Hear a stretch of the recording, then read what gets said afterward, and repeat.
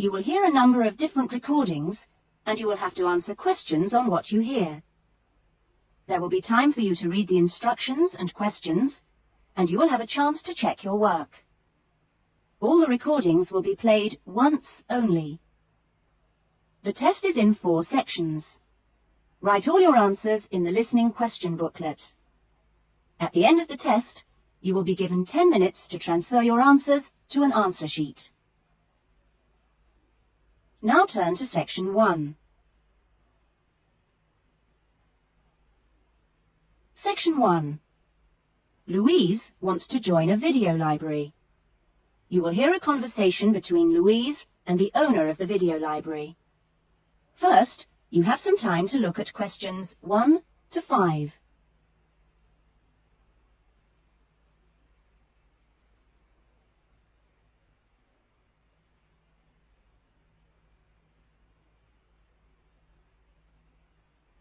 You will see that there is an example that has been done for you. On this occasion only, the conversation relating to this will be played first. Oh, hello. I'd like to join the video library. Okay, would you like to fill in the application form now? Yes, I can do it now. Hold on and I'll get a form. Now, I'll just ask you a few questions, and then I'll get you to sign at the bottom. Right. What's your full name? Louise Cynthia Jones. Jones. Yes, that's right. Louise's surname is Jones, so Jones has been written on the form. Now we shall begin. You should answer the questions as you listen, because you will not hear the recording a second time. Listen carefully to the conversation and answer questions 1 to 5. Oh, hello. I'd like to join the video library. Okay, would you like to fill in the application form now? Yes, I can do it now. Hold on and I'll get a form. Now, I'll just ask you a few questions, and then I'll get you to sign at the bottom. Right. What's your full name? Louise Cynthia Jones. Jones. Yes, that's right. Okay, and what's your address? Apartment 1, 72 Black Street, Highbridge. Black Street. That's just round the corner, isn't it? Yes. Okay, so the postcode is 2085, right? Yes, 2085. And your telephone number. I need both home and work. Home is 9835-6712, and work is 9456-1309. Do you need any ID or anything like that? Yes, we need your driver's license number. That is, if you have one. Yes, I know it off by heart. It's an easy one. 2020BD. Do you need to see it? Yes, I'm afraid I do. Here. Right, thanks. And could you tell me your date of birth, please? 25 July, 1977.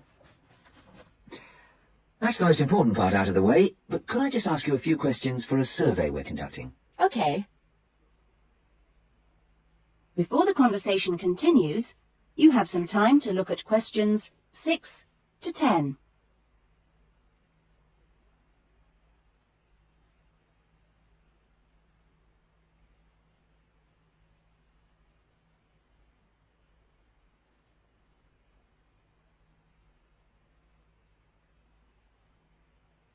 Now listen carefully and answer questions 6 to 10. What kind of videos do you prefer to watch? Have a look at this list. Well, I love anything that makes me laugh. I just love to hear jokes and funny punchlines.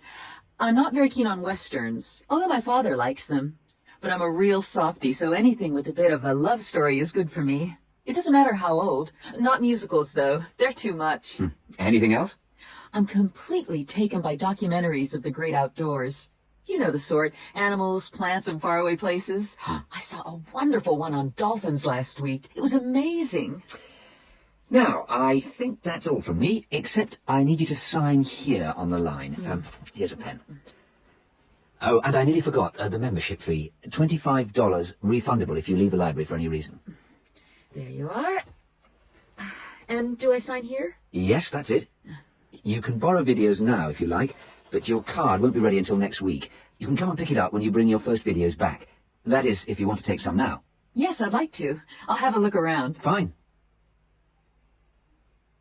That is the end of section 1. You will now have half a minute to check your answers.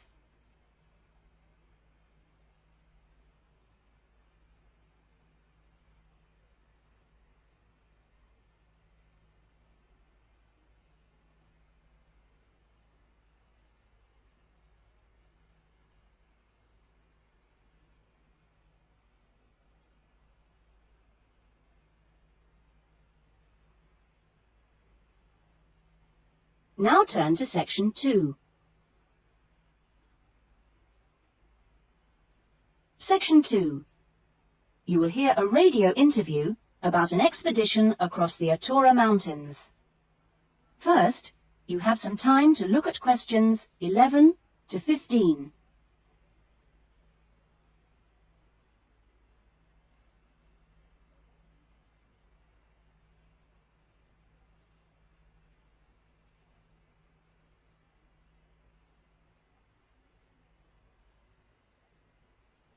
Now listen carefully to the interview and answer questions 11 to 15. Our dream came true in 1995 when, over 96 days of the spring and summer, an expedition of 4 men undertook what they believed to have been the first and only complete end-to-end crossing of Morocco's Atura Mountains. I talked to Charles Owen, the leader of the expedition group, about the trip. Charles, how much planning went on beforehand? Well, as you know, I run these walking trips across the mountains for tourists, and over the years I've collected maps and other data to prepare what I call a route book for this trip. And this book basically shows the route across the mountains that we took. You actually broke records while you were out there, didn't you? Yes, it was 900 miles in total, and we managed to climb 32 peaks that were over 3,000 meters high, including Tube Karl, which is, of course, the highest in North Africa. Yeah. We weren't actually out to make a name for ourselves. It just happened, really. What was the weather like? Oh, it got us right from day one. And we were pretty taken aback, really, to find that it rained on quite a number of days. And so we were forced to start replanning our route almost from the outset. One of the obvious problems is the heavy snow which blocks the mountain passes. So you have to make considerable detours. When we were on the way to Imilchil, for example, the snow forced us into a northern bypass, which was new to us. But anyway, either way, we would have been rewarded because, well, we fell upon amazing high meadows, huge gorges and wonderful snow-capped mountains. The scenery was as fine as any we saw on the trip, and that was how it was every time. Having to take another pass was never a disappointment. You now have some time to look at questions 16 to 20.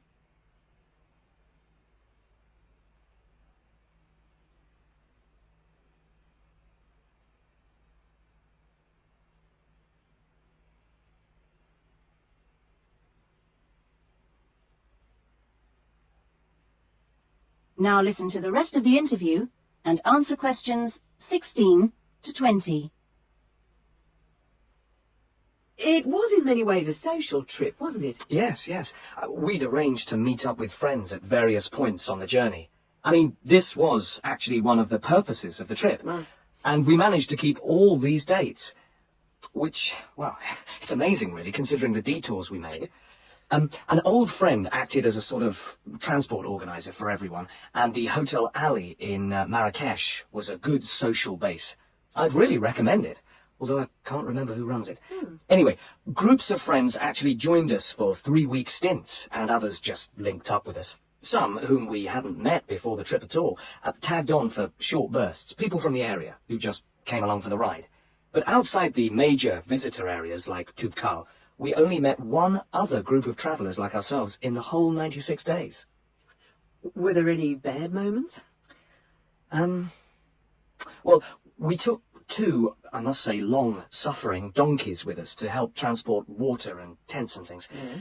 I suppose if we were to do it all again, we'd probably hire donkeys along the way. All right. Taza and Tamri, as we called them, after the last places in the trip, well, they made quite a unique journey between them. But it was continuously demanding for them. On both the really high summits, they took diversions that were quite out of character, and I can only assume that it must have been due to tiredness. Well, thank you. And Charles has put together a video about this journey and continues to lead groups to the Atora Mountains. So if you want further information... That is the end of section 2. You will now have half a minute to check your answers.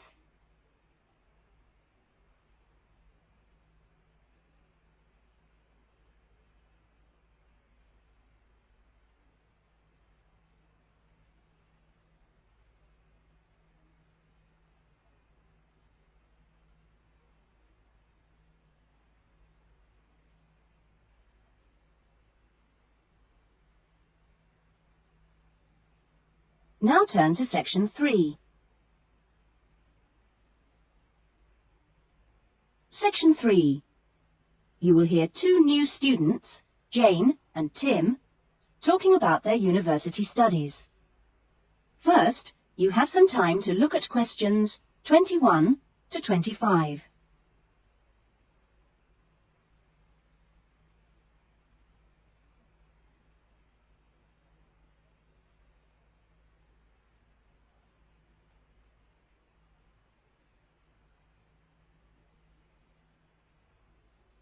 Now listen carefully to the discussion and answer questions 21 to 25. Hi, Tim. Jane, How are you? fine. I've been wondering when I'd run into you. Have you been here long? I arrived yesterday, on Sunday. How about you? I got here a few days ago, on Saturday. No, wait a minute. What's today? Sorry, Friday, not Saturday. But we didn't have to be here till today. Yes, I know. But I wanted to get my things moved into my room and just take a look around. Mhm. So, did you decide to do English in the end? No, I changed my mind and opted for history instead. Ah. And you're doing biology, if I remember correctly. Yes, although to start with, I couldn't decide between that and geography. How much reading have you got? I was given an amazingly long list of books to read. See? Wow, it does look pretty long. Well, I counted 57. I could hardly believe it. What's your list like? Well, it's not as long as yours, but it's still pretty big. There are 43. I don't know how I'm going to get through them all. Well, you don't have to read them all this week. You just have to stay ahead of the lectures and seminars. Have you got your class schedule yet? Yep, it came with a reading list. When's your first lecture? Tuesday. How about you? The day after. It's my busiest day. I've got 2 lectures in the morning and 1 in the afternoon. Before the discussion continues, you have some time to look at questions 26 to 30.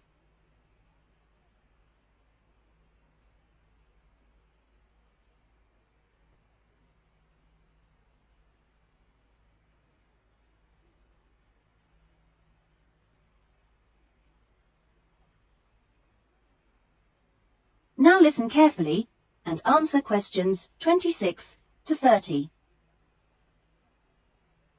It's going to be different from school, isn't it? Yeah, particularly the lectures. Have you got any special strategy for listening to lectures? Well, I'm going to use a cassette recorder and record them all. What? Are you allowed to? Sure, lots of people do it nowadays. It means you can listen to the lectures all over again later and make really good notes. I couldn't do that. I like to take notes as I'm listening. I usually find I get all the important points. Reading is different, of course. My approach is to skim the book first to see what's important and what isn't. It saves hours of time. But what if you miss something? You don't mean you're going to read every word, do you? Well, that's what I usually do. Well, that's up to you, but I think you're crazy. What's your first lecture on, anyway? Oh, it's a lecture on the French Revolution. The French Revolution, how boring. Oh, it's not boring at all. It was an amazing period of history. It changed everything in Europe. So what's your first lecture about? It's about animal behaviour. It sounds really interesting. Look, I was on my way to the library. I'm going to get some of these books out and start reading for the first essay I've got to write. And what have you got to write about? No, you'll never believe it. I think our professor must have a sense of humour. He's given us the title, Why Study History? That's a good one. When you find the answer, let me know. And I'm going to enjoy writing it. Have you been given any writing assignments yet? Yes, I've got to write about animal language. That sounds a challenge. I suppose you'll be off to the zoo to do field research. That is the end of section 3. You will now have half a minute to check your answers.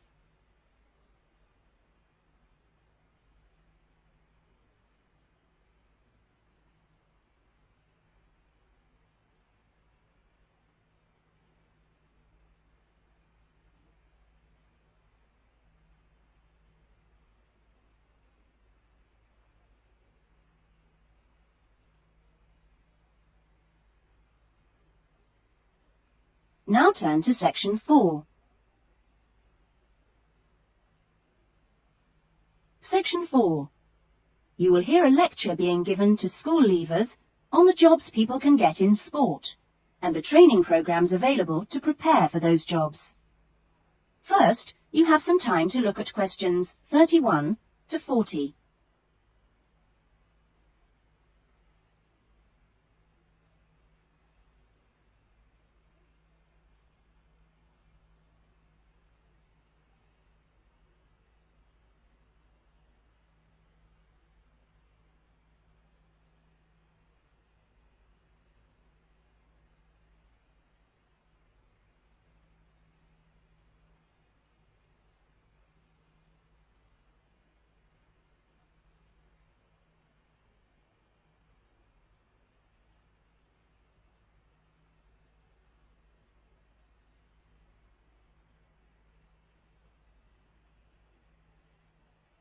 Now listen carefully to the lecture and answer questions 31 to 40.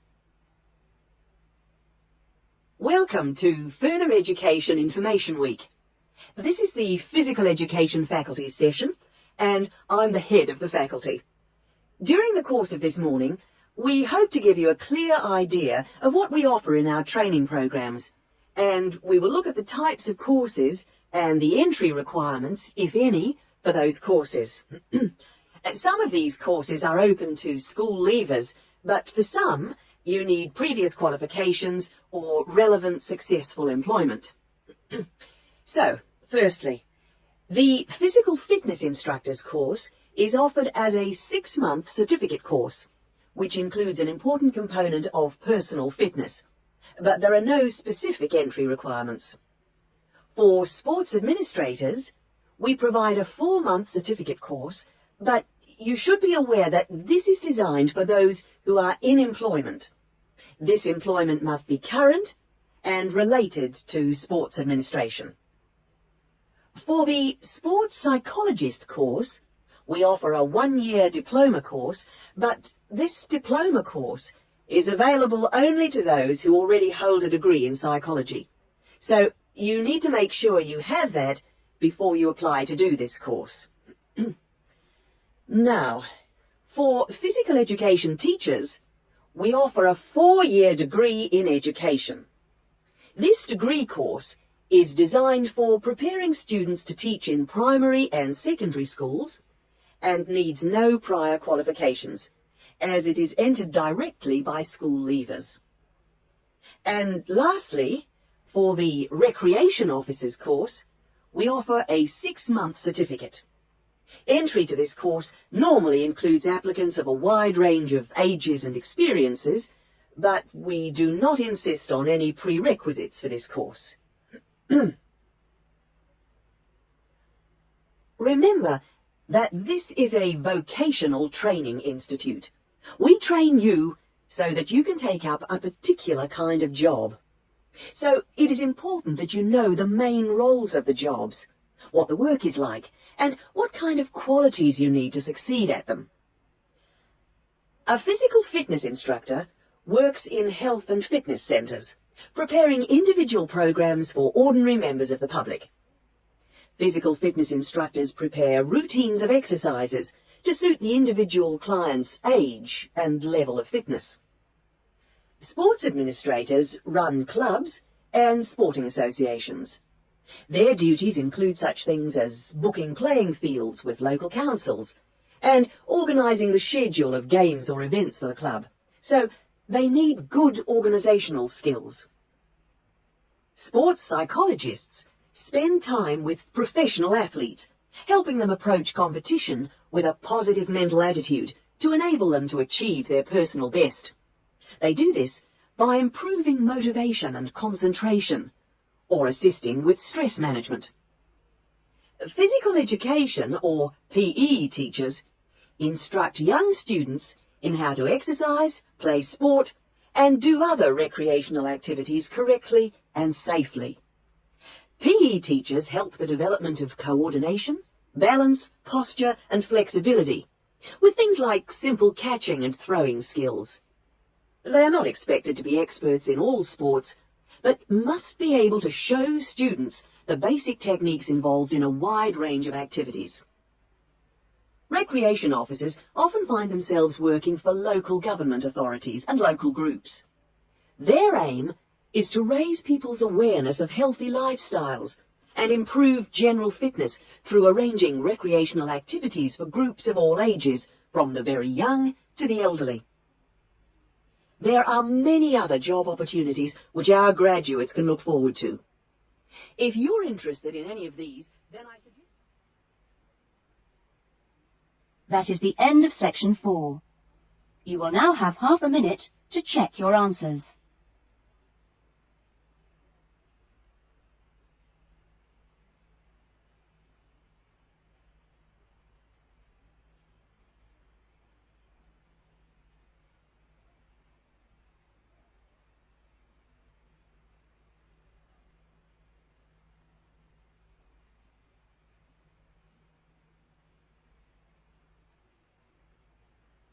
That is the end of the listening test. In the IELTS test, you would now have 10 minutes